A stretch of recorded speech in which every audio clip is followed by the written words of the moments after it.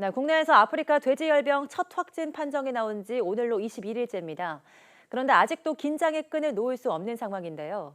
이미 돼지열병이 급속히 퍼진 아시아 국가들을 보면 이 확산 과정에서 서로 비슷한 패턴이 발견되는데 어떤 특징이 있었는지 함영견 기자가 보도합니다. 아프리카 돼지열병 무풍지대였던 아시아에 바이러스가 퍼지기 시작한 것은 지난해부터였습니다.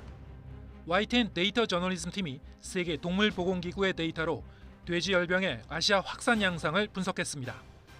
바이러스는 지난해 8월 중국 동북부 랴오닝성을 필두로 한 달도 안 되어 내륙과 동부까지 퍼졌습니다. 아프리카 돼지열병은 중국 본토에서 걷잡을 수 없이 전파되다가 올해 1월에는 몽골로도 퍼졌고 2월부터는 반년에 걸쳐 베트남에서 확산됐습니다. 6월부터는 라오스의 축산 농가도 잠식했습니다. 특히 지난 5월에는 북한의 중국 접경 지역에서도 발생한 사실이 공식적으로 확인됐습니다. 베트남을 자세히 살펴봤습니다. 처음 일주일간은 북부의 일부 지역에 집중되다가 한 달 정도 지난 시점부터 전국으로 퍼져나간 사실을 알 수 있습니다.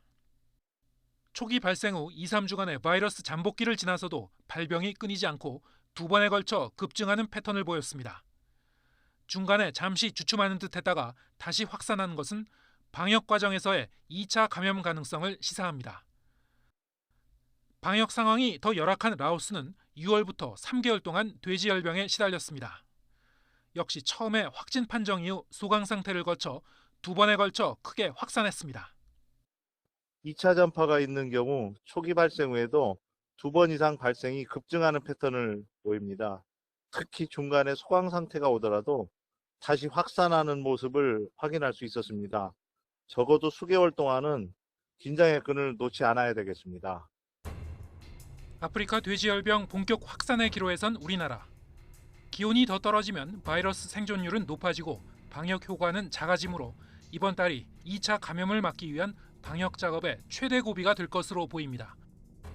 YTN 함형건입니다.